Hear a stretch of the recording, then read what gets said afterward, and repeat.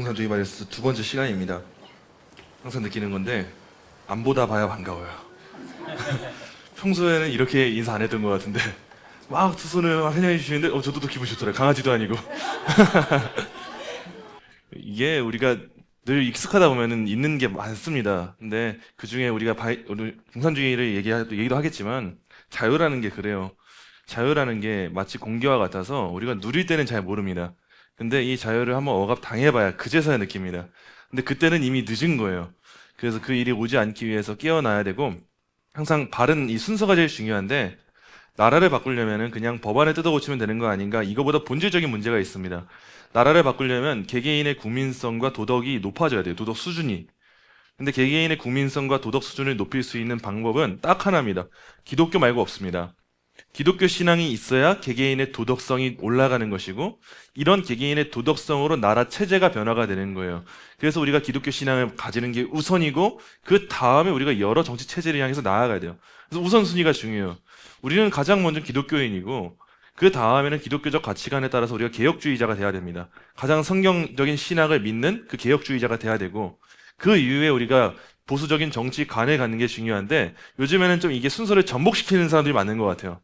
정치관 먼저, 그 다음 신학, 그 다음 기독교 이게 아니라 항상 먼저는 기독교인 되는 예수 믿는 게 제일 중요하고 건강하게 예수 믿는 게 중요하고 그러므로 말미암아 세상 가운데 건강하게 빛과 소금의 역할을 감당하는 거 이 순서가 중요합니다. 여러분 꼭 견지해 주시면 좋을 것 같고 아마 오전에도 목사님 광고하셨겠지만 이번 주 토요일에 잠실에 가려고 하는데 금요일에도 한 청년이 갑자기 남자 청년이 우리 교회 왔어요.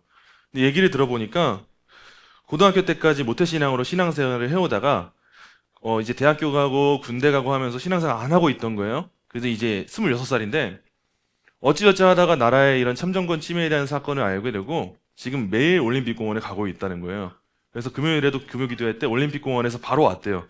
땀에 뻘뻘 흘리면서 온 거예요. 그러면서 그 현장에서 자기가 있다 보니까 이 나라를 바꿀 수 있는 거는 기독교인밖에 없다는 걸 깨닫게 됐대요. 그리고 나서 여태까지 배웠던 말씀들이 생각나면서 내가 다시 이제 신앙생활을 제대로 해야겠다. 하나님이 역사하시는 것 같다. 이 마음을 갖고 어찌어찌 또 의정부에 있는 교회 찾다가 우리 교회 찾게 돼서 왔다는 거예요.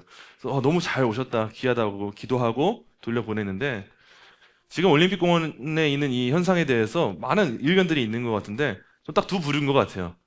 한 부류는 가지 못해서 미안하고 아쉬운 분들이 있는 것 같고 두 번째는 가보니까 느끼는 분들이 있는 것 같아요. 이게 현장에 가보면 저도 현장에 몇 번 갔다 왔지만 가보면은 쉽게 욕하고 비난하기가 어렵습니다. 제가 봐왔던 청년들 모습이 그래요. 청년들은 특성상 말 지질이 안 듣습니다. 하란다고 안 하고 자기 생각대로 하는 게 청년이잖아요. 근데 청년들이 거기에 자발적으로 나와서 그 쓰레기 줍는 모습만 봐도 전 깜짝 놀랐어요. 우리가 거룩한 방파제 집회도 너무 잘하고 있어요. 맞아요. 근데 거룩한 방파제보다 더 잘합니다. 더 깨끗하고 더 질서 정연하고 막 청년들이 자발적으로 쓰레기를 모아가지고 여러분 우리 깨끗하게 합시다 하고 쓰레기 주우러 다니고 쓰레기 봉투가 막 이만하니까 중간에 터져요. 그러면 우리 같은 경우 일반적으로 길거리에서 그냥 지나가다 보고 터졌나 보다 가잖아요. 근데 다들 제가 돕겠습니다 하고 와서 달려가서 돕더라고요. 이거 보면서 야 이런 나라라면 우리나라 괜찮은 나라겠다 싶은 마음이 들더라고요. 그리고 어찌됐건 간에 청년들이 정말 원래 잘 안 깨어나는 세대기도 하고 자기 고집이 세잖아요. 어른들이 뭐 하라고 해서 뭐 하는 것도 아니고. 근데 그 청년들이 우리나라의 이 자유민주주의의 자유라고 하는 가치에 대해서 깨어나게 됐다는 거 원래 정치 관심 없지 않습니까 청년들? 근데 자유라는 거에 대해서 의미 있게 생각하는 세대가 되었고 이제 이 세대가 기성세대가 될 텐데 그럼 너무 잘 됐다 나라의 미래가 보인다 이런 마음이 들더라고요. 그래서 우리 교회에서도 가실 수 있는 분들은 이거는 뭐 방파제처럼 기독교 집회는 아닙니다. 자유롭게 혼자 가기는 어려우셨던 분들 계시다면 같이 가서 우리가 이 나라의 한 국민으로서 같이 가서 기도하고 그러고 오면 좋을 것 같습니다. 오늘 이제 두 번째 시간인데 공산주의의 본질에 대한 부분 계속 볼 겁니다. 공산주의가 지금 철진하지 않았습니다. 여전히 북한은 3대 세습을 하고 있고 독재 정권이고 북한 국민에겐 여전히 자유가 없고 공산주의는 현실이고 지정학적 위치로만 봐도 우리 대한민국의 위치는 공산주의와 무관하지 않아요. 미국이라고 하는 나라가 이스라엘을 돕는 데는 이유가 있습니다. 그 중동 국가 사이에서 이스라엘이라고 하는 지역이 너무 중요한 위치이기 때문에 미국이 돕는 부분이 있어요. 마찬가지로 우리 대한민국이 이 남겨진 이 위치 자체가 밑에는 일본이라고 하는 국가가 있지만 위에는 다 공산권이에요. 그래서 이 공산권에 우리가 다 스며들게 되면 큰 일이 벌어질 거예요. 그렇기 때문에 미국이든 자유민주주의 국가에서 관심을 가지는 것들이 있습니다. 그래서 이 공산주의가 갖고 있는 본질적인 부분들, 이거 우리 자녀들도 잘 알아야 되고, 저는 그래서 앞으로 교회에서 또 하고 싶은 게 우리 자녀들의 역사관을 좀 제대로 교육했으면 좋겠어요. 너무 지금 우리나라 역사 이상하게 가르치는 사람 많아가지고 유튜브 보면 대부분 다 이상한 사람들밖에 없어요. 그래서 하나하나씩 우리 나라의 역사와 하나님 주신 축복을 보도록 하겠습니다. 오늘은 민주라는 이름의 독재라는 제목으로 보겠습니다. 먼저 강의 목표는 우리 함께 한 목소리로 읽겠습니다. 시작. 겉으로는 노동자와 민중과 민주주의를 내세우면서도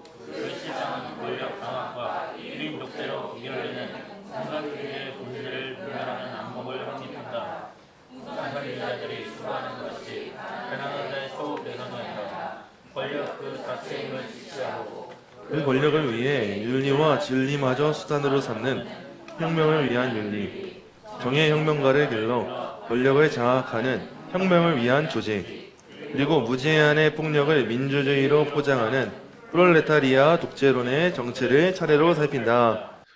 항상 우리가 이제 앞으로 배우게 될 건 동일합니다. 겉으로만 좋은 척하는데 사실 그 내면은 좋지 않다는 거, 실제 사람들을 생각하지 않다는 거, 이걸 보도록 할게요. 자, 마르크스와 엥겔스의 공산당 선언이 출간된 지 180년 가까이 되었어요. 그리고 사회주의 이론에 근거한 국가들이 무너진 지도 수십 년이 지났습니다. 그리고 북유럽 우리가 너무 좋아하잖아요. 사회주의 국가들. 북유럽에 있는 대부분의 국가들에서 대기업이 다 떠나고 있습니다. 국민들 아무리 복지 많다고 해도 월급 받으면 다 세금으로 나가요. 그래서 밖에서 외식을 못해요. 우리나라 보세요. 얼마나 외식 많이 합니까? 그럴 수 있는 건 우리 손에 어쨌든 돈이 남겨졌다는 거예요. 근데 북유럽 국가들은 외식을 못해요. 외식 물가가 너무 세가지고 한 번 뭐 한 끼 먹고 오는데 10만 원 나오는데 어떻게 외식을 합니까? 그래서 국가들의 모습을 보면서 우리가 이게 실패했구나 볼 수밖에 없죠. 세계를 휩쓸었던 공산주의 국가들은 이제 중국, 북한, 쿠바 등 소수만 남기고 역사의 뒤안길로 사라졌어요. 그런데도 오늘 한국에서 마르크스를 다시 논해야 되는 이유가 무엇일까? 그것은 사회주의 제국은 무너졌어도 여전히 마르크스주의적 영향력이 우리 한국 사회에 짙게 있어서 이게 문제입니다. 한국 사회에 있다는 거. 여전히 공산주의 추종 세력들이 있고 우리나라는 특히나 친북, 종북, 주사파 세력들이 있기 때문에 문제라는 거예요. 자, 과거 마르크스주의자였다가 지금은 신학대학교 교수이자 목회자가 된 김철원 교수님. 전 이분 너무 감사한 게 전국 신학교에서 시국선언을 하는데 앞에 나와서 교수가 발언한 학교는 장신밖에 없었습니다. 그 장신대에 있는 교수님인데 이분이 진짜 시원하게 말씀하세요. 교수들 다 어디 갔냐? 교수들 어디 갔고 교직원들 뭐 하고 있는 거냐? 저는 부럽더라고요. 저 시국선언하고 있을 때 총신 교수님들 한 분도 없었습니다. 한 분도 없었는데 보수 색채인데 말 못하시는 분들도 종종 있어요. 근데 가장 큰 문제는 대부분 좌파예요. 대부분 좌파고 과거 총신은 그러지 않았는데 최근 총신 같은 경우에는 성경 비평주의를 많이 받아들이고 있고요. 자유주의 신학의 문이 많이 열려져 있어요. 학문성이라고 하는 이름으로 여태까지 우리가 너무 닫혀있는 신학을 했다라고 하는 입장인데 이건 절대 좋은 징조가 아닙니다. 그래서 저는 염두에 두고 있어요. 과거에 우리가 웨스트민스터 신학교를 항상 높이 보잖아요. 웨스트민스터 신학교는 원래는 프린스턴 신학교로부터 분립돼서 나온 신학교입니다. 프린스턴 신학교가 당시 미국에서 장로교 신학의 가장 큰 요람이었는데 그 프린스턴 신학교와 미국 장로교가 변질을 마주했어요. 예를 들면 선교 대회라고 하는 측면에서 선교를 위해서 부자들의 돈을 많이 받아오는 문제나 신학이 변질되는 문제가 실제 미국 역사에 있었어요. 그래서 이 안에서는 도저히 선한 것이 나올 수 없다라고 믿고 따르는 메이첸을 비롯한 기독교와 자유주의를 쓴 메이첸을 비롯한 교수들이 분립해서 나온 신학교가 웨스트민스터였어요. 저는 그 시간이 우리나라에 곧 오지 않을까 싶어요. 우리 합동교단의 신학이 무너지는 건 사실 한국 장로교 신학이 무너지는 거나 다를 바가 없는데 총신이라고 하는 학교 안에서 이미 좌경화된 세력들이 많이 자리 잡고 있고 또 이런 교수들을 통해서 학생들이 양육받고 있고 심지어 교수도 그냥 세워지지 않습니다. 교수님들 사이에 가족지간 굉장히 많고요. 그리고 총회에 힘을 입어서 교수된 분들도 많고 또 어떤 분들은 총신 이사회를 장악하고 있는 그 힘 있는 목사님들을 통해서 교수되는 분들도 있어요. 근데 주로 지금 우리 교단에서 힘을 갖고 있고 저희 총신 대학교를 사로잡고 있는 이사진들을 보면 대부분 작용화된 세력이 많이 있습니다. 우리가 이름만 들어도 알 수 있는 목사님들 많이 있는데 그분들이 완전 쥐락펴락하고 있기 때문에 우리 총신 대학교의 이 신학 색채도 작용화가 되고 있는 현실이에요. 이거는 정말 무서운 일이에요. 이런 학교에서 학생들이 신학을 배우게 되고 사역자가 돼서 먼저 어린 애들부터 가르치죠. 보통은 어린 애들부터 가르치는데 어린 애들한테 성경을 역사적 사실이라고 믿으면 안 돼. 이렇게 가르친다 생각해 보세요. 저도 이번에 친한 감리교회 유명한 목사님이 있어요. 근데 그 유명한 목사님이 감신에서 어떤 강사가 이 강의하는 내용을 녹취를 따가지고 보여준 거예요. 근데 그 녹취 내용을 보니까 우리 감신에는 성경 무호서를 믿는 사람이 있으면 안 됩니다. 이런 말을 그러면 왜 기독교 신앙하냐고요. 성경 무호를 안 믿을 거면은 그냥 일반 학문을 해야지 왜 신학을 해요? 왜 어떤 사람들을 죽이려고? 우리는 그런 신학하지 않습니다. 그거는 옳지 않습니다. 그렇게 믿는 분들이 계시다면 믿으시면 안 됩니다. 이거를 강단에서 말한다는 거예요. 근데 지금이야 우리는 기성세대가 성경을 성경대로 믿는 신앙이 있으니까 이거에 대해서 경각심을 느끼는데 우리 자녀들이 어릴 때부터 우리 이성적으로 생각해보자. 성경이 말이 될까? 신화 아닐까? 이걸 들으면서 자라났다 생각해보세요. 그럼 엄마 아빠가 뭐 말만 하면 그게 성경 어디에 나오고 내가 그걸 어떻게 믿어?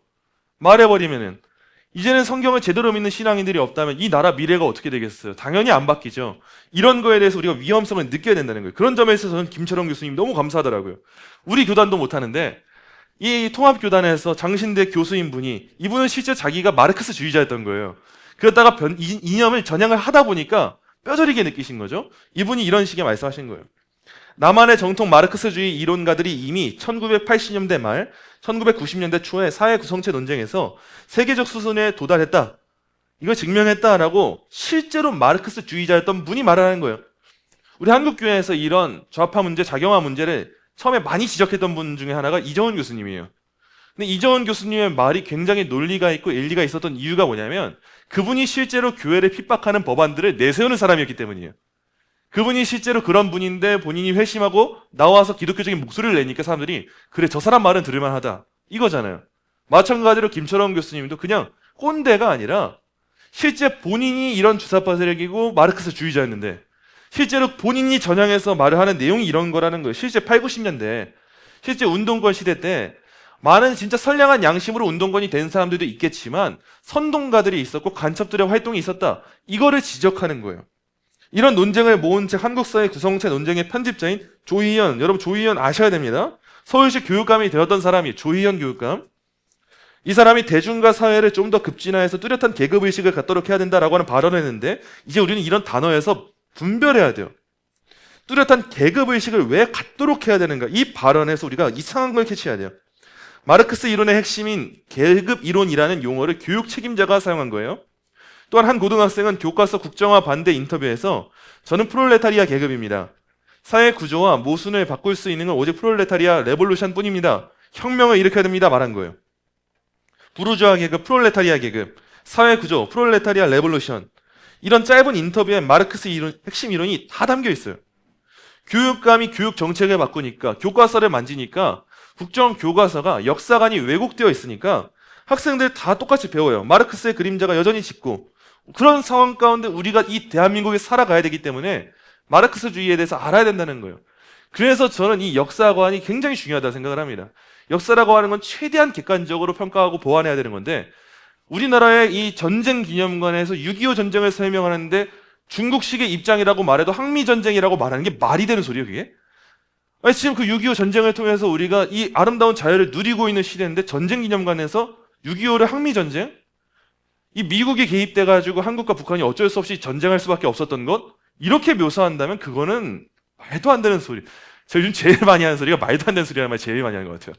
말이 되는 소리가 없어요. 뭐 사회 어디를 봐도 뉴스 기사를 봐도 말이 되는 게 없으니까 제가 뭘 믿어야 되는지 모르겠어요.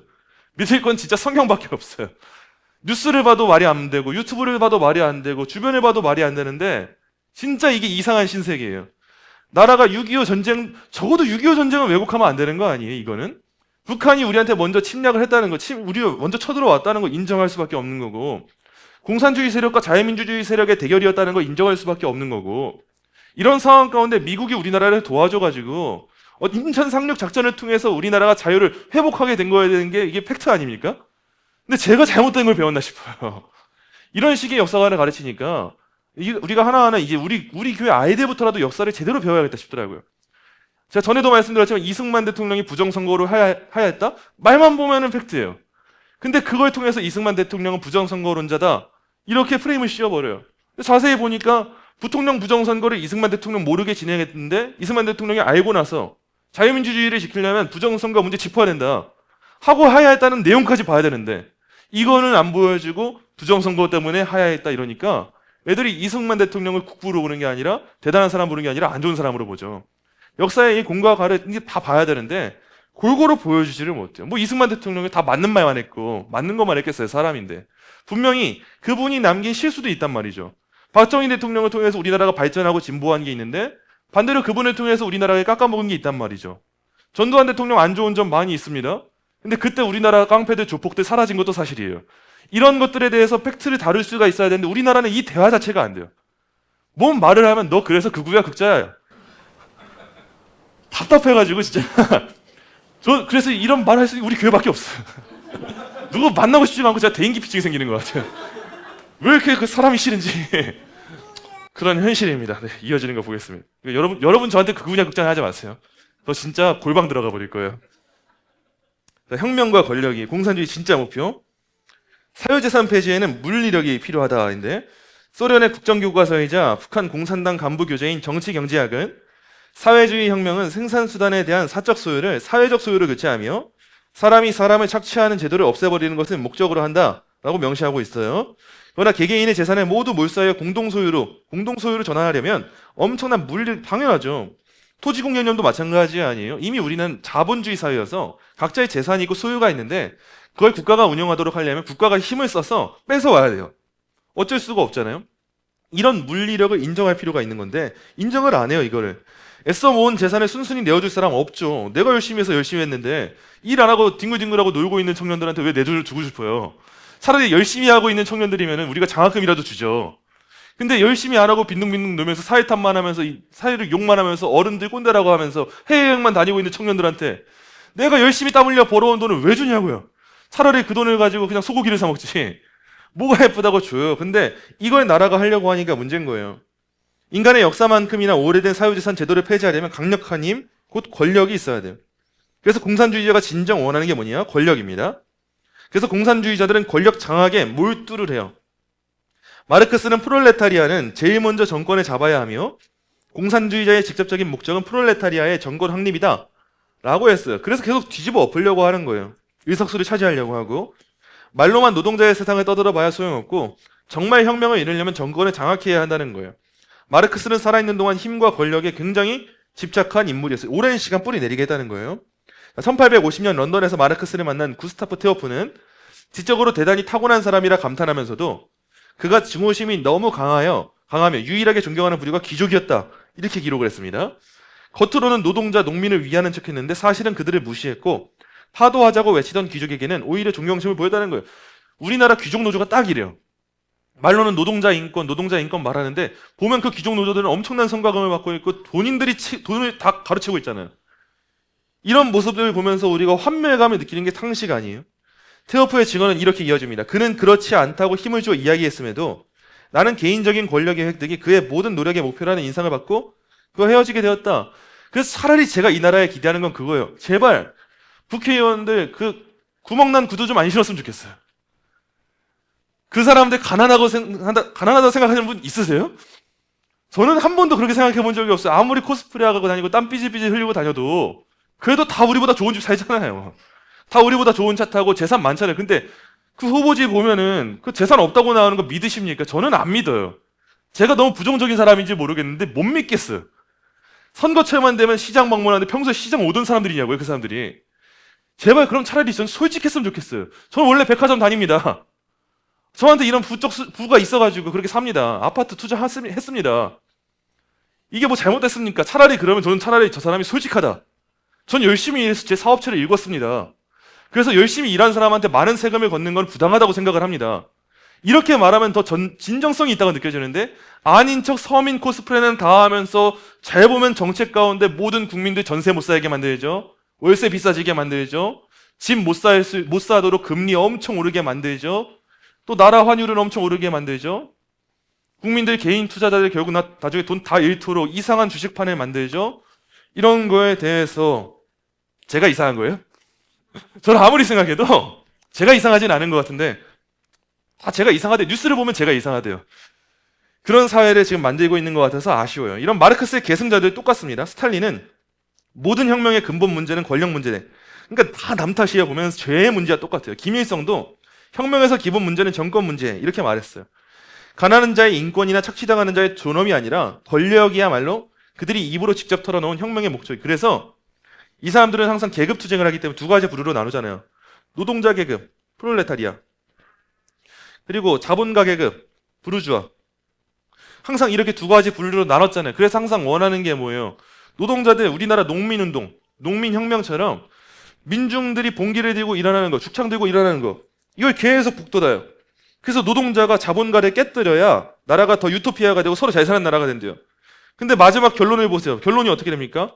자본가는 노동자가 되고 노동자가 자본가의 자리에 가요. 그럼 사실 이건 권력 아니에요? 이거는 뭐 주된 세력 아니에요? 기득권 세력 되는 거 아니에요? 맨날 수구 세력, 기득권 세력 비판하면서 자기들이 기득권 세력이 되는 거예요. 이런 제도를 없애자고 안 합니다. 제도를 유지합니다. 그래서 김일성 일가를 보세요. 말로는 처음에는 프롤레타리아들을 위한 혁명이라고 말하지만 결국 최고의 독재 자리에 그들이 가 있고 간부들이 가 있잖아요. 귀족 노조들 보세요. 말로는 노동자를 위해서 한다고 했는데 사실상 보면 본인들이 이 부르주아 계층에 가 있어요. 이런 거에 대해서 우리가 제대로 알고 있어야 된다는 거예요. 프랑스 혁명도 마찬가지입니다. 프랑스 혁명이 1789년에 일어났을 때 당시에 우리는 항상 맨날 그 장발장만 생각하니까 너무 억울하고 속상하고 마음이 가는 거예요. 우리가 맨날 그 레미제라블 영화만 보고 뮤지컬만 보니까 그래 노동자들이 저렇지, 프롤레타리아가 저렇지, 사회가 썩어 빠졌지. 잘 생각해보세요. 사회가 썩어 빠진 거랑 이 도둑질해도 되는 거랑 다른 문제입니다. 사회가 썩어 빠진 거랑 그렇다고 위에 있는 자본가 계층을 다 쳐죽여도 된다는 다른 문제입니다. 사회가 썩어 빠졌다고 살인자가 돼도 되는 세상은 없어요. 사회가 썩어 빠졌다고 헌법적인 가치를 안 지켜도 되는 세상은 없어요. 근데 그런 것들을 미화시키고 나니까 대중들이 일어나고, 제가 전에도 말씀드리지만 전 그래서 국민청원제도를 싫어해요. 옛날 조선시대 때 사또한테 가가지고 말 좀 들어달라고 하는 것 같아요. 이미 법이 있는데. 그래서 우리 항상 이 학교 근처 어린이 구역에서 민식이법도 그렇고 우리나라는 이런 감정에 호소하는 떼법이 많이 생기는데 법이 감정에 의해서 무너지면 형평성과 균형이 사라집니다.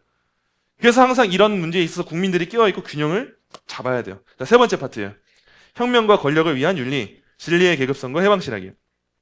자, 권력이 1순위라면 나머지는 모두 후순위고 수단이에요. 이 권력이라고 하는 목적을 위해서 나머지에 있는 과정은 다 상관이 없어져요. 공산주의자들에게는 윤리와 진리마저 권력 장악의 수단이 돼요. 이슬람이랑 마찬가지예요. 이슬람에 윤리가 없습니다. 천국만 가면 되고 천국에서 많은 후첩들을 거느리기만 하면 돼요. 그것을 위해서 비행기에서 테러를 해도 양심의 가책을 못 느끼잖아요. 마찬가지예요. 공산주의도 이념과 권력이라고 하는 목적을 위해서 사람들을 죽이는 거 상관이 없어요. 그들의 윤리는 사람답게 살기 위한 윤리가 아니라 혁명과 권력을 위한 윤리이기 때문이에요. 이런 공산주의 이론에는 진리의 계급성이라는 것이 있습니다. 진리조차 계급에 따라 나뉘어서 부르주아의 진리는 프롤레타리아의 진리가 될 수 없고 오직 프롤레타리아 계급의 진리만이 참 진리라는 주장이에요. 이걸 신학에 적용한 게 해방신학의 편들기 이론이에요. 출애굽기에서 하나님이 바로가 아니라 이스라엘 노예의 편에 드셨으니 오늘날에도 부자가 아니라 가난한 자의 편을 드신다는 논리인데 성경은 이렇게 해석하면 안 됩니다. 하나님이 바로가 아니라 이스라엘의 편에 드신 이유는 그들이 노예 신분이어서가 아니라 하나님이 택하신 백성이었어요. 근데 성경을 봐도 이런 식으로 해석하니까 이상한 해석이 나오는 거예요. 그러니까 맨날 민중들의 편에 들자 이렇게 나온 게 한국 특유의 신학 민중신학이에요. 민중신학에는 한이라고 하는 뿌리가 있어요. 이걸 통해서 성경을 해석하니까 성경이 다 억압자의 관점으로만 이해가 되는 거예요. 페미니즘의 렌즈로 보니까 예수님의 십자가가 가부장제에 의한 억압처럼 보이는 것처럼 해방신학, 민중신학이 이런 식으로 성경을 해석한다는 거예요. 자, 그러나 이는 옳지가 않아요. 하나님은 무조건 가난한 자의 편에 드시는 분이 아니라 옳은 편에 드시는 분이에요. 성경은 가난한 자의 송사라고 해서 편벽대에 두둔하지 말라고 하는 동시에 재판할 때 외모를 보지 말라고 부자의 편에 드는 것도 그 맛입니다. 계급에 따라서 사람을 차별하지 않고 성경에는 쓰임받은 부자도 있고 가난한 자도 있고 부자여서 혹은 가난해서 쓰임받은 것이 아니라 하나님이 선택하셔서 쓰임받는 거예요. 하나님은 이렇게 마르크스처럼 편을 가르고 중의식을 부추기지 않으세요. 자, 레닌은 우리의 윤리는 전적으로 프롤레타리아의 계급 투쟁의 이익에 속해 있다고 했어요. 곧 자본가를 타도하는 데 도움이 되는 모든 행위가 다 윤리적이 그 옳다는 그 선이라는 거예요. 윤리적이라고 하는 말은. 1970년대 한국의 난민전 사건이 이를 보여줍니다. 공산주의 혁명을 꿈꾸는 자들이 김일성에게 충성을 맹세하고 혁명 자금을 마련하기 위해 칼을 들고 재벌의 집을 습격해서 경비원을 찌르고 달아났어요. 그런데 이 폭력범들이 훗날 민주화 투사로 인정받고 국민 세금으로 보상금까지 받아요. 살인미수가 민주화 운동이 된 까닭은 계급투쟁을 위해 저지른 모든 일을 윤리적 행위로 간주하기 때문에 이게 바로 공산주의 사상의 악마성이고 이게 우리 한국의 민낯이에요. 이런 사람들이 실제 있다는 게 문제인 거예요. 지금도 대진연 보세요. 대학생 진보연합. 대진연 걔네는요, 사상이 이미 다 왜곡되고 세뇌가 되어가지고 김정은을 추종하는 세력입니다.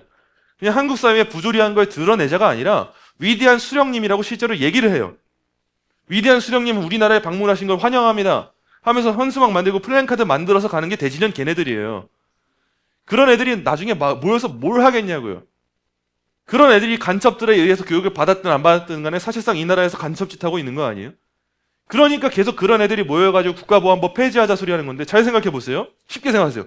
자, 도둑질에 대한 절도죄를 폐지합시다라고 말하는 사람은 도둑질 하겠다는 거예요? 안 하겠다는 거예요? 하겠다는 거잖아요. 여러분 남편이 간통죄 폐지해야 된다고 외치고 다녀요. 그럼 무슨 생각머리인가 어떻게 생각하시겠어요? 바람 피고 싶구나 생각하지 않으시겠어요? 학생들이 학생 인권 조례를 외치고 다니면 왜겠어요? 혼나기 싫구나. 마찬가지예요. 이 차별금지법을 제정하고 싶어하는 사람들은 교회 입에 재갈에 물리고 싶은 거예요. 근데 이 차별금지법의 시도가 막히니까 이상하게 정보통신망법 개정안이라고 말을 바꿔가지고 국민들이 모를 때, 국민들도 모르고 교인들도 모를 때 이미 법을 다 통과시켜가지고 7월 7일부터 허위정보 조작 근절법인가 해서 인터넷 차별금지법이 7월 7일부터 시행이 되는데 그때부터 구독자 10만 명이 넘는 사람들과 다양한 교회와 교단들 이제는 검열의 대상이 되고 제3자가 신고를 할 수가 있게 되는데 혐오와 증오심과 관련된 부분 차별금지법이랑 똑같아요. 말만 정보통신망법 개정안이에요. 이게 7월 7일부터 되면 이제는 우리가 유튜브에서 배우고 SNS를 통해서 배우고 이것도 불가능해지는 시대가 오는 거예요. 이런 것들을 왜 만들고 싶어 하겠냐고요. 국가보안법을 왜 폐지하는 거고 방첩사는 왜 폐지하냐고요. 왜 간첩들의 그 이적죄에 대해서 폐지를 하냐고요. 그런 것들에 대해서 이유가 있지 않겠어요? 그래서 우리가 여전히 한국 가운데 공산주의가 있고 주사파 세력이 있다는 걸 외치는 거예요. 그렇다고 해서 우리가 너무 막 보수적이고 자기들만 배만 등 따시게 하고 있는 사람들 욕 안 하냐? 아니요. 그것도 하죠 우리는. 근데 이 나라의 체제의 근간을 흔드는 사건에 대해서는 더 우리가 깨어있고 이런 사람들이 이 나라에서 활발하게 활개치지 못할 수 있도록 막아야죠. 기회가 있을 때. 왜냐하면 공산주의 사상이 그 정도로 악하니까요. 자, 마르크스의 모순이에요. 정작 마르크스 자신은 자본가 타도를 외치면서도 자본가를 뜯어먹고 살았어요. 대학생 시절 그의 아버지는 가장 부유한 학생도 1년에 500달러 이하를 쓰는데 너는 700달러나 갖다 썼다며 과소비를 줄이라고 사정했어요. 아버지가 사정했어요. 일을 안 하고 맨날 돈만 그렇게 축내니까. 그러면서는 마르크스는 방학에 집에 가지 않았고 아버지의 장례식에도 멀다는 이유로 페루나예요, 페루나. 이거 사람도 아닌 사람이에요. 엥겔스의 애인 메리 번스가 죽었을 때는 메리가 아니라 살 만큼 산 우리 어머니가 죽었어야 하지 않나. 이게 자식 새끼가 할 소리예요, 이게? 이런 소리 하는 자식한테 용돈을 준 아버지가 대단한 거지. 아버지가 나 용돈 안 준다고 난리치는 애가 정상입니까? 마르크스 그런 사람인데 이 사람의 인성만 봐도 그 사람의 사상의 수준이 보이는데 뭐가 좋다고 그렇게 추종을 하는지 모르겠어요. 어머니가 빨리 죽었어야 된다고 하는 것도 어머니 유산 받고 싶어서. 이게 사람입니까? 이게 인간이에요, 이게? 1855년에는 아내의 삼촌이 죽었다는 소식 아주 행복한 사건이라고 적었다는 거예요.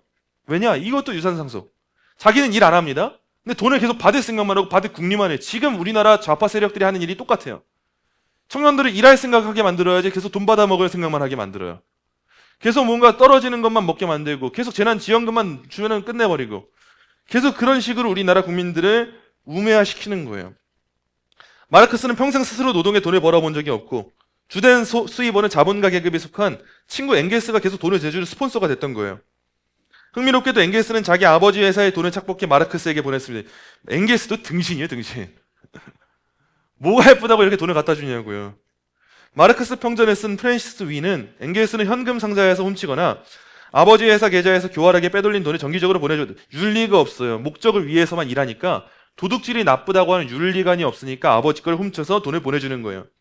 결국 자본가가 노동자를 착취한 게 아니라 노동자가, 사실 노동자도 아니에요. 그냥 백수가 자본가를 착취한 꼴. 그게 바로 공산주의의 민낯이라는 거예요. 레닌은 어떤 행위도 살인이나 부모에 대한 미고라도 공산주의의 목적에 도움이 되면 정당화된다라고 했고 공산주의자는 법률 위반, 거짓말, 속임수, 사실, 은폐 따위를 예사로 해치우면 안 된다. 이렇게 말했어요. 공산주의를 위해서라면 뭘 해도 선인 거예요. 사람들이 공산주의자에게 속는 게 뭐예요? 설마 사람이 그렇게까지 거짓말 하겠어? 이 생각인데 설마가 사람을 잡고 그렇게까지 속여요. 이 나라가 작용화되는 단계가 있는데 그중 하나가 차별금지법이잖아요. 차별금지법을 통해서 동성애자들이 동성애를 자유롭게 할 수 있는 분위기를 만들어주고 교회 입에 재갈에 물리고 종교를 무너뜨리잖아요. 그리고 나라가 이제 공산주의화가 되잖아요. 근데 잘 보세요. 공산주의 국가에서 이 동성애 허용하는 국가 보신 적 있으세요? 이게 거짓말이라는 거예요. 공산주의 국가가 되기 전에 이전에는 사람들한테 많은 포퓰리즘 정책을 합니다. 표를 얻기 위해서 사람들의 마음을 얻기 위해서 청년들에게 돈을 뿌려요. 근데 공산주의 국가가 되니까 어떻게 됩니까? 돈을 안 줘요. 이런 거짓말에 속으면 안 된다는 거예요. 인간이 시속 160km로 공을 던지고 42.195km를 2시간에 달릴 수 있는 것은 끊임없는 반복 훈련 덕분이에요. 거짓말도 마찬가지입니다. 반복하고 또 반복해 양심의 가책을 없애면 입만 열면 자동으로 거짓말이 튀어나오게 할 수 있어요. 공산주의자들이 이를 증명했어요. 그들은 부모가 미심쩍은 행동을 하면 고발하라고 자식을 세뇌했고요. 부모를 고발해 수용소에 보낸 소년 소녀의 동상까지 세웠어요. 인륜을 파괴하고 부모 자식의 관계를 무너뜨리는 그들에게 거짓말은 오히려 쉬운 일이에요. 저 사람 진짜 그렇게 믿고 있을까 하는 사람들이 있잖아요. 진짜 믿는 사람들이 있습니다. 얼마나 세뇌가 됐는지 공산주의도 사실 종교나 다름이 없단 말이에요. 맹목적으로 믿어요. 우상시하고 신이라고 믿고 공산주의에 있는 법 체계가 나름의 성경인 거예요. 이 사상이 무조건 될 거라고 믿으니까 천국이 이루어질 거라고 믿으니까 헌신하는 사람들 있다는 거예요. 자, 혁명과 권력을 위한 조직이에요. 권력 장악을 위해 공산주의자들은 그에 걸맞은 조직을 만듭니다. 구조를 바꿔요, 항상. 레닌은 운동의 활동가에게 필요한 유일한 조직 원칙은 가장 엄격한 비밀활동, 가장 엄격한 성원의 선택, 직업혁명가의 훈련이라고 말했어요. 뛰어난 정의의 요원을 선발해서 직업혁명가를 훈련시킨 뒤 비밀활동으로 정권을 장악한다는 거예요. 항상 뿌락지를 심어놓는 거예요. 비록 악한 자들이지만 인재와 리더를 비밀리에 치열하게 길러낸 점은 우리가 놓친 거예요. 우리가 자유의 가치를 너무 놓치고 있으니까 몰랐는데 마르크스를 비롯한 공산주의자들이 항상 노력했던 게 뭐냐? 진지전입니다. 진지전. 우리도 영역주권을 외치는 것처럼 이 사람들에게도 나름의 영역주권이 있어요. 각 영역에 고유한 인재를 만들어서 장악하자는 거예요. 사법부면 사법부, 행정부면 행정부, 교육이면 교육, 다양한 영역의 사람들을 만들어서 키워서 심어놓자는 건데 이 부분을 우리가 너무 못했죠. 그러니까 지금 이미 전복이 된 거예요. 언론 노조가 장악이 돼서 모든 공영방송 체계가 다 넘어가게 된 것이고 우리나라 정권이든 마찬가지고 교육도 마찬가지고 교육부도 마찬가지잖아요. 이미 국정교과서를 그런 식으로 만들고 있는데 뭐가 바뀌겠어요? 이게 우리가 놓친 부분인 거예요. 1903년 사회민주노동당 2차당 대회에서 당원 자격을 두고 마르토프와 레닌이 하루 종일 논쟁했습니다. 마르토프는 당 노선에 대한 동의와 당 비납부 두 가지를 자격으로 제시했으나 레닌은 여기에 직업혁명가라는 셋째 조건을 더하면서 이것이 가장 중요하다고 고집을 했어요. 당원의 첫째 인생 목표가 돈벌이가 아니라 공산주의 혁명이어야 하고 혁명을 위해 풀타임으로 헌신해야 된다라는 거예요. 아침에는 마르토프가 다수였으나 저녁 투표에서 레닌이 다수가 되었고 이때부터 레닌 일파에게 다수파를 뜻하는 볼셰비키라고 하는 별명이 붙여진 거예요. 러시아 공산주의 혁명을 이끈 이름 볼셰비키 혁명, 이 이름이 바로 정의혁명과 양성 논쟁에서 나온 거예요. 스탈린은 당은 노동자 계급의 지도자이며 수령이며 교사가 아니면 안 된다라고 했고 레닌은 공산당 조직이 중앙 집권하던 독재체제여야 되며 군대와 같은 철의 규율을 가져야 한다고 역설했어요. 여기서 한 가지 모순이 드러나죠. 좌익 세력은 박정희 전두환 정권의 군사정권이라고 비판하면서 똑같이 군자가 들어간 북한의 선군 정치는 찬양합니다. 이런 모순을 말해야 되는 거예요, 우리가. 공산당이 군대 같은 철의 규율을 가져야 한다고 배웠기 때문이에요. 내가 하면 로맨스고 남이 하면 내로남불이에요, 이게. 이렇게 군대식으로 강력하게 조직화된 공산당이 정권을 차지한 다음엔 뭘 할까요? 당연하죠. 독재를 하겠죠, 독재. 근데 이런 모순이 드러났음에도 불구하고 철판 깔고 활동을 합니다, 이 사람들은. 왜냐? 혁명이라고 하는 목적이 있으면 그래도 철판 깔고 해요. 신앙도 그렇잖아요. 우리가 예수쟁이였어. 예수 믿는 사람이어서 세상에서 비난을 받고 조롱을 당해요. 근데 그래도 우리는 목적이 있잖아요. 하나님의 영광. 그럼 철판 깔고 하잖아요. 마찬가지로 공산주의자들도 자기의 뭐 이슈가 드러나건 자기의 스캔들이 터지건 어차피 꾸역꾸역 올라오고 어차피 합니다. 바퀴벌레처럼 살아남아서 해요. 왜냐? 목적이 있으니까. 이 독재를 위해서 한다는 거예요. 프롤레타리아 독재론입니다. 민주라는 이름의 독재. 독재자를 닮은 공산주의 국가. 공산주의 국가의 운명은 마르크스의 인생과 닮았습니다. 마르크스는 평생 신문을 발간하며 비판과 선동의 글을 썼는데 그가 운영한 신문 노이에라이니시의 차이퉁을 두고 동료 엥겔스조차 저 신문은 본질적으로 마르크스의 무시무시한 독재에 의해서 운영됐다라고 말을 했어요. 온건한 사회주의자 슈테판 보른도 이 압제자의 가장 충성스러운 신하들도 가끔은 그의 혼란스러운 독재를 감당하기 힘들어했다 증언을 합니다. 신문사 하나도 독재적으로 운영한 마르크스의 이론에 따른 국가들이 한결같이 독재 체제를 가지는 거 다 마찬가지고, 이런 공산주의 체제에 지금 많이 스며들어 있던 남미 국가들 무너지는 거 다 보고 계시지 않습니까? 다들 카르텔에 장악되어 있어가지고 멕시코, 아르헨티나 할 거 없이 다 카르텔로 운영되고 있잖아요, 나라가. 그러다 보니까 많은 갱단들이 활개를 치고 있고 당연한 결과예요. 무제한의 권력, 그것을 민주주의라 부르다. 북한 공산당 교재 정치경제학은 혁명에서 얻은 결과물을 수호하기 위하여 프롤레타리아 독재가 필요하다라고 합니다. 레닌은 프롤레타리아 독재 속에 바로 마르크스 학설의 본질이 있다고 실토했어요. 그렇다면 그 권력의 크기는 어느 정도일까? 레닌은 독재란 어떤 것에 의해서도 제한되지 않는, 어떠한 법률에 의해서도 구속되지 않는 직접 폭력의 근거를 둔 무제한의 권력이라고 규정했어요. 이게 무서운 거예요. 독재가 뭐냐? 이 마르크스주의자가 실제로 말한 거예요. 어떤 것에 의해서도 제한되지 않아요. 법률에 의해서도 구속되지 않아요. 법치가 없는 거예요. 직접 폭력의 근거를 둬서 실제 폭행을 할 수도 있어요. 이런 식으로 할 수 있는 게 독재라고 말하는 거예요. 그래서 전 다른 건 뭐 둘째치고, 전 대통령이 죄 지으면 감옥 가야 된다고 생각을 합니다. 여태까지 우리나라 대통령들 감옥 다 가잖아요, 끝나고 나서. 근데 대통령이 죄 지으면 대통령도 감옥에 가야 된다고 말한 지금 현재 대통령이 본인 재판을 중단시켰어요. 전 이 모순을 지적하는 거예요. 재판을 진행하고 나서 무죄 판결 났으면은, 그럼 이후에 저는 뭐 따로 마음속에 들끓는 여러 개가 있죠. 이미 이 법정이 무너졌다 들끓는 마음들이 있겠지만, 차라리 재판받고 무죄 판결 나서 대통령하고 있으면 저는 차라리 용납을 해요. 어찌됐든 간에 법치의 과정을 지났으니까. 근데 본인이 뱉은 말을 안 지키고 있잖아요. 이게 문제죠. 이런 식에 대해서 우리가 모순을 지적하는 거죠. 잠실에서 지금 학생들이 민주화 운동을 하고 있잖아요. 본인의 참정권이 침해당했고 부정선거에 많은 증거들이 있다. 스스로 나와서 자발적으로 말하고 있는데, 아무렇지도 않게 대통령이 시위대라고 말하지 않나? 자기 SNS에다가 이제 제대로 검토를 하고 있다. 이제는 이제 공권력이 투입돼야 될 시점이 될 것 같다. 이런 말을 하면서 위협을 하고 압박을 하잖아요. 이게 뭐예요? 사실 폭력의 근거를 둔 거 아니에요?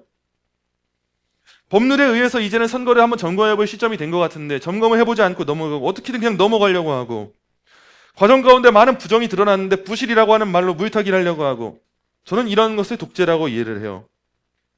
여러분, 이게 얼마나 무서운 말인지 생각해 봐야 돼요. 살아가다 보면 누군가를 때리고 싶은, 심하게는 죽이고 싶은 충동이 들 때가 있을 수 있어요.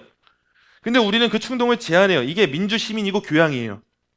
예수 믿는 사람이 그러면 안 되지 하는 종교가 고소당하면 감옥 간다라고 하는 법률이, 나도 비슷한 잘못을 했으면서 하는 양심이 우리의 충동을 제어해요. 억제하고. 법은 그렇게 제어하는 역할을 하는 거지 사람들을 억압하는 게 아니에요. 단순히 종교, 법률, 양심은 인간의 폭력적 충동을 제한하는 장치. 그런데 공산주의자들은 프롤레타리아 독재 권력을 법으로도 양심으로도 종교로도 막을 수 없는 무제한의 권력으로 규정하니까 선을 넘는 거예요. 맨날 정교분리의 원칙을 지키지 않을 수가 있는 거예요. 그 무제한의 권력을 나쁘게 발휘하면 나쁜 짓을 무제한할 수 있게 됩니다. 공산주의 국가에서 눈 하나 깜찍하지 않고 수많은 사람을 죽일 수 있었던 이유가 바로 이 이론에 있는 거예요. 그래서 저는 이 나라가 제가 살아있는 동안에는 보수 대통령이 당선된다 할지라도 연임제를 안 했으면 좋겠어요. 왜냐하면 사람인지라 보수 대통령이 당선됐다 할지라도 언제 마음이 바뀌고 헌법을 개정할지 모릅니다. 그래서 전 최대한 이 나라의 법이 그대로 유지될 수 있는 방향으로 나라가 갔으면 좋겠는데, 그래서 왜 이렇게, 안 그래도 우리나라 한국 교회 대부분의 성도들이 좋아하지 않는데 계속 더 안 좋은 일을 해요. 이게 너무 안타까운 거예요. 놀랍게도 공산주의자들은 이 무서운 이론을 민주주의라고 불러요. 이게 민주래요. 그들의 논리는 이렇습니다. 부르주아는 소수, 프롤레타리아는 다수이므로 소수의 지배는 독재지만 다수의 지배는 민주주의래요. 민주주의적이기 때문에 무제한의 권력을 부여해도 된대요. 그러나 이는 진리의 계급성을 민주주의에까지 적용한 말장난에 불과해요.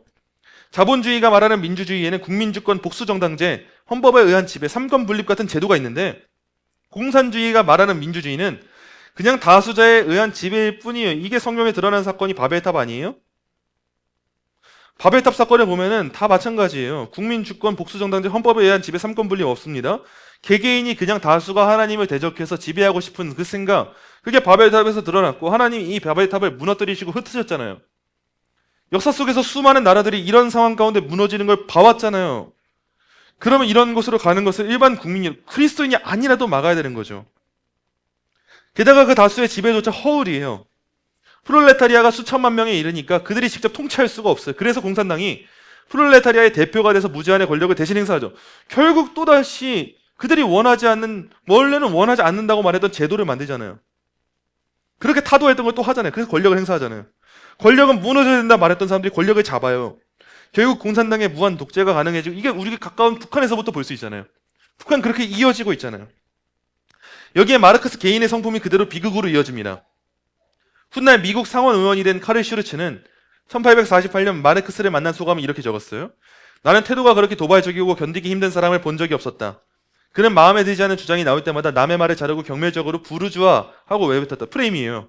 뭐만 하면 요즘에 극우구구 하는 것처럼 너 부르주아지 이런 거예요. 사실 지가 부르주아로 살면서. 그에게 부르주아라는 말은 정신적 도덕적 타락의 가증스러운 예라는 뜻이었어요. 마르크스는 자기 마음에 들지 않는 사람을 무차별적으로 부르주아라고 매도했어요.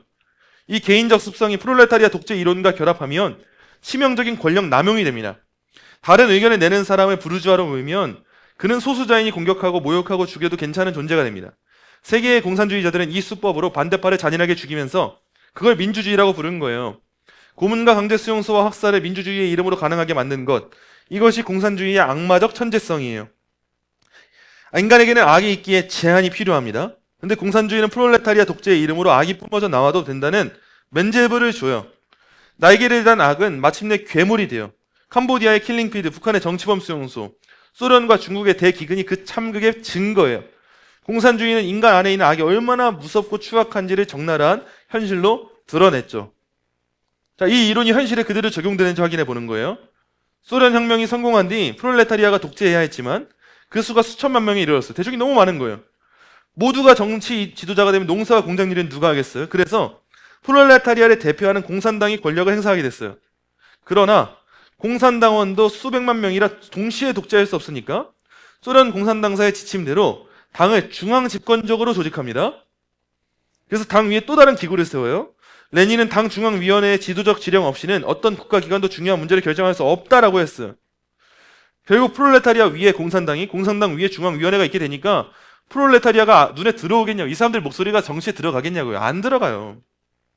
우리가 우리 손으로 국회의원을 뽑아도 국회의원 못 만날 확률이 얼마나 커요. 우리가 말하는 거 그들이 드러나 줍니까? 애초에 관심이 없는데. 이런 상황 가운데 실제 소련이 어땠냐는 거예요. 그 위원회는 10명에서 15명 정도로 구성돼서 몇 억 명을 이끄는 독재체제가 됩니다. 그 위원회는 최고 지도자의 측근과 신복으로 채워지므로 끝내 1인 독재체제가 완성됩니다. 소련은 스탈린의 측근으로, 중국은 마오쩌둥의 신복으로, 북한은 김일성 일파로 지도자가 구성되었어요. 노동자, 농민이 주인된 세상이라고 하는 슬로건으로 시작했는데 봉건 시대에도 없던 1인 영구 집권 체제로 귀결된 것, 이게 바로 공산주의의 본질이에요. 더 오히려 억압하는 백성들이 됐다는 거예요. 유고슬라비아의 공산당 지도자 밀로반 질라스는 이 과정을 정확히 요약하면서 공산주의 혁명의 결과가 새로운 계급의 출현이라고 했어요. 사실 이걸 봐야 되는 거예요. 계급혁명을 했는데 계급이 생겨났습니다. 더 센 계급이 나타난 거예요. 계급 차별을 없애겠다던 혁명이 오히려 붉은 귀족이라고 하는 새로운 계급을 만들어낸 거예요. 실제로 공산주의 국가의 지배층을 노멘클라투라라고 불렀어요. 이는 로마 시대의 귀족의 연회에서 손님의 자리를 정해주던 노멘클라토르에서 나온 말로 뇌물을 받고 귀족과 가까운 자리를 배정해 특혜를 주선하던 인물이에요. 끼리끼리 특권을 주고받는 공산당 강부들이 바로 계급을 폐지한다던 사회에서 수련한 귀족 계급이죠. 동독의 울브리흐트는 그 본질을 이렇게 꿰뚫었어요. 민주적으로 보이도록 하라. 그러나 일체를 당의 수중에 장악하라. 공산주의의 본질은 민주라는 이름의 독재이자 동시에 민중이라는 이름의 귀족인 거예요. 이 위선의 뿌리에 뭐가 있냐? 창시자들이 있죠. 1845년 엥겔스가 마르크스에게 보낸 편지에는 이런 대목이 있어요. 프롤레타리아가 무엇인지 우리는 알지 못하면 사실 알기도 어려울 걸세. 관심 없어요. 두 사람 다 노동자의 삶을 살아본 적이 없어서 프롤레타리아가 뭔지 몰랐던 거예요. 마르크스는 진짜 막노동 노동자를 만나고는 놀라서 오늘 내가 막노동하는 노동자를 만났어라고 친구에게 소리쳤대. 얼마나 본 적이 없고. 그런 상황 가운데 정치를 한다고 말하니까 이런 소리 하는 거죠. 그래서 우리가 감동하는 게 뭐예요? 실제로 우리와 같은 일반 노동자였는데 정치인이 되고 나중에 선량하게 일하는 사람들 보면은 저 사람은 우리 입장 아는 것 같다. 공감을 하잖아요. 근데 마르크스나 이런 극심화된 이 공산주의자들은 그런 걸 해본 적도 없다는 거예요. 노동자를 구경도 못한 사람이 노동자의 천국을 외쳤으니 위선 중에 위선이죠. 방위 출신이 지금 국방부를 쥐락펴락하고 있으니까 이게 말이 됩니까? 그는 돈을 벌지 않으면서도 비싼 비서를 고용했고 아내의 처녀적성이 베스트 팔렌 여남자김을 새긴 명함을 자랑스레 돌리면서 귀족 행세를 했어요. 동네 빵가게와 식료품점에서 외상으로 물건을 사고 갚지 않으면서 휴가지에서 아내의 새 옷을 사갔고 빵값을 갚으라는 주인에게 남자 부인이 휴가지에서 헌옷을 입으면 체면이 서겠냐라고 말했어요. 저는 우리나라 민주당 지지자들 많이 있지만 많은 사람들이 조국에게 많은 관심을 두고 호감을 갖는 거, 나름 이해는 해요. 왜냐면 잘생겼어요. 제가 봐도 진짜 멋있어요. 그 흰머리를 그렇게 가르마타고 넘기는데 사람이 세련되고 멋있고, 반면에 국민의힘 의원들을 보니까 진짜 꼰대 같은 사람들밖에 없어요. 뭐만 하면 화내죠, 성질내죠, 밑에 있는 비서진들한테 뭐 캐리어 던지고 있지 않나, 뭐 이러고 있죠. 이러니까 너무 멋있어 보이고 이해가 돼요. 근데 많은 사람들, 민주당 지지자인데도 불구하고 조국 씨한테 많은 사람이 등을 돌렸던 하나의 원인이 있었죠. 여기 공정해야 되고 정의로운 세상을 만들어야 된다고 말했는데 자기 딸은 서울대에 부정 입학을 시켰잖아요. 이런 부분들을 우리가 알아야 되는데, 이런 부분들을 알고 있으면서도 그냥 맹목적으로 맞대요. 그게 그냥 그래도 국민의힘은 안 돼. 만약 국민의힘에서 반대적 상황이 있었어도 그 문제는 지적해야 되고, 그 사람들은 이 인성적인 문제에 있어서 점검을 받아야 돼요. 그걸 말하지 않으면 그게 극우지. 아마 저는 최근에 보니까 저는 많은 유튜브 보는데 좀 요즘에 보수적 목소리 내는 그 교회들 보면 확실히 좀 극우적인 교회들이 많이 있긴 해요. 아마 제가 봤던 유튜브 중에서 국민의힘을 이렇게 욕하는 교회는 우리 교회밖에 없는 것 같아요. 전 제가 봤을 때 실제로 국민의힘이 등신짓거리 많이 하고 있다고 봐요. 근데 그럼에도 더 큰 악들이 있기 때문에 우리가 막을 수밖에 없는 현실 가운데 안타까움을 느끼고 있는 건데, 이런 것들에 대해서 균형 있게 지적하는 게 일반 국민들의 역할이잖아요. 근데 왜 자녀를 부정 입학했던 사람들이 정치에 금방 와도 왜 그거에 대해서는 욕하지 않고, 그렇게 우리나라에서는 반미 감정을 불러일으켰던 사람들이 자녀를 미국으로 유학 보내고 있고 미국에 여행 가서 사진 찍어서 올리고 있는데 이런 모습은 보지 못하고 그냥 뜬금포예요. 뜬금포. 갑자기 그냥 연예인 한 명이 일본에 놀러 갔는데 그건 그렇게 욕하고, 연예인 한 명이 이 잠실 민주화 운동 때문에 이 현장에 갔는데 그건 그렇게 욕하고, 계엄 때 그렇게 나와서 밖에서 촛불 들었던 사람들은 욕먹지 않아요.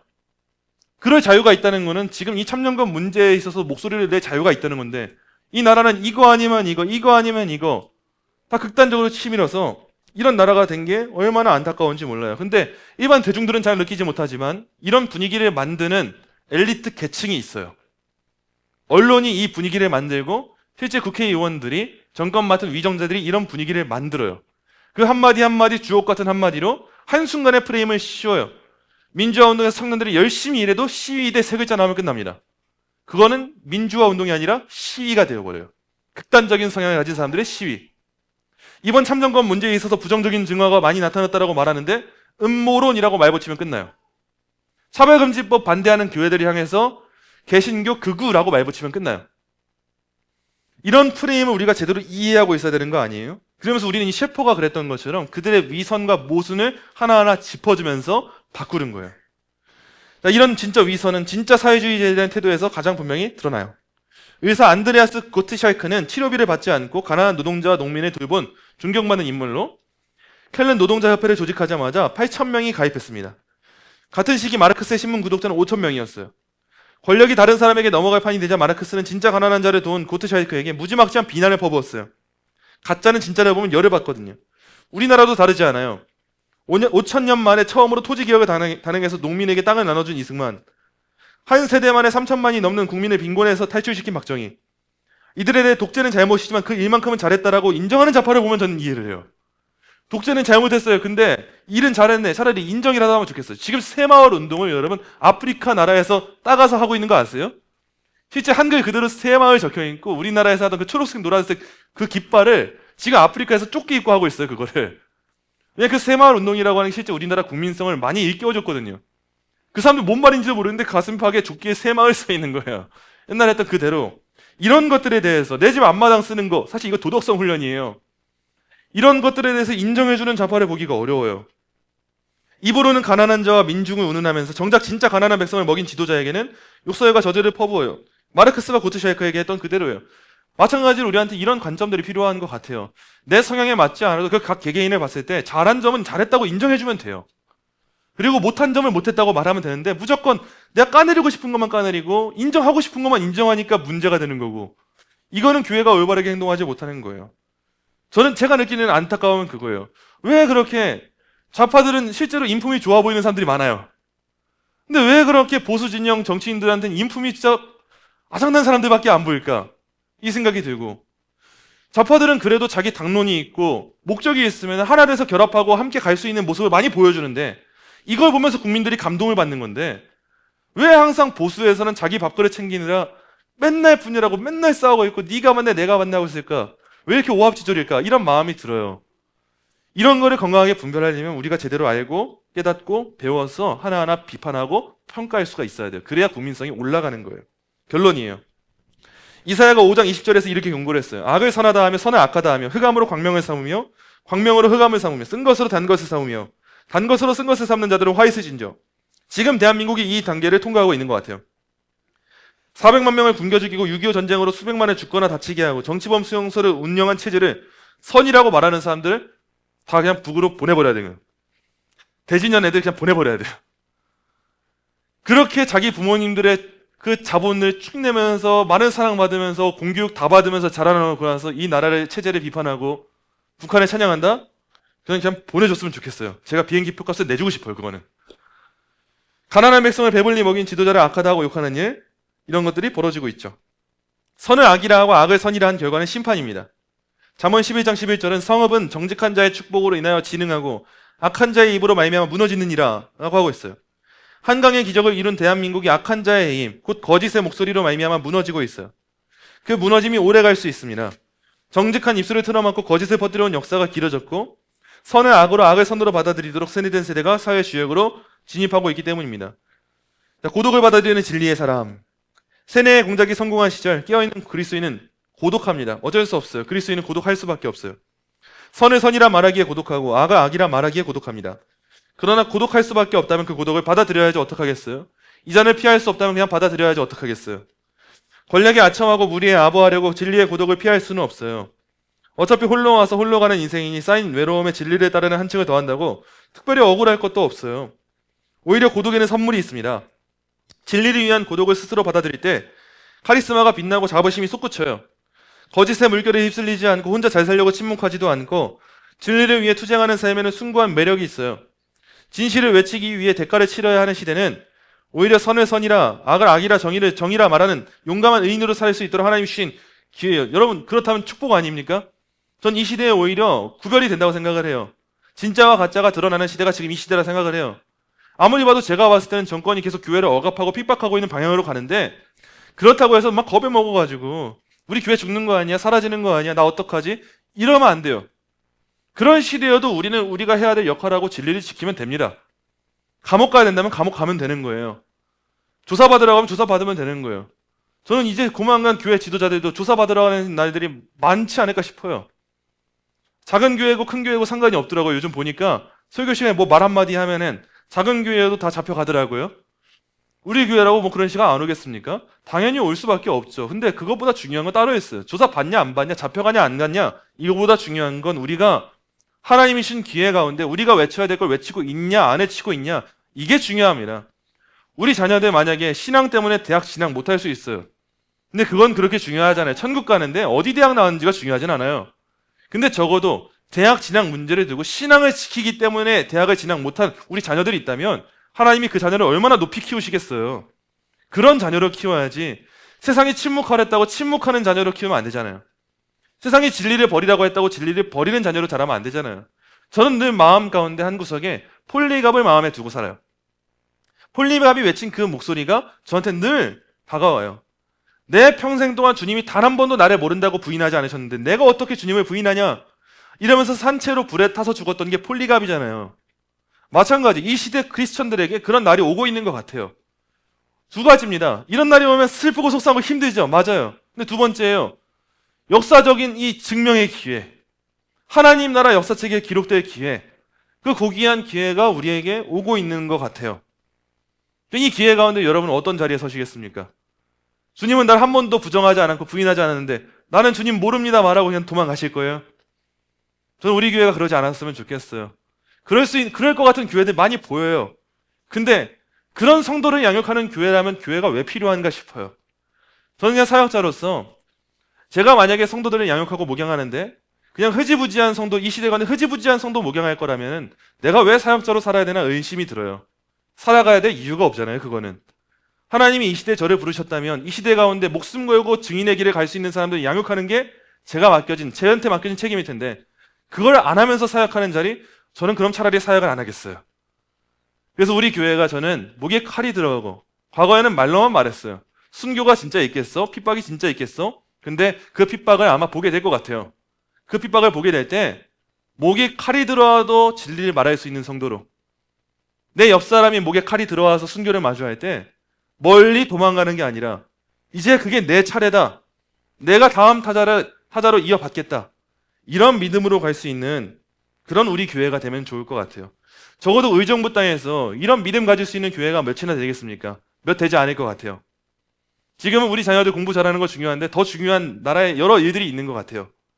의정부 가운데 그래도 우리 교회는 여러 교회들이 보고 부끄러움을 느낄 수 있는 교회가 되었으면 좋겠어요. 왜 우리 교회는 그렇게 하지 못하고 있을까? 왜 우리 교회 권사님은 저 교회 권사님들과는 다를까? 왜 우리 교회 집사님들은 저 교회 집사님들과는 다를까? 저분들은 뭘 보고 따라가고 있는 걸까? 이런 소리 들어야 되지 않겠습니까?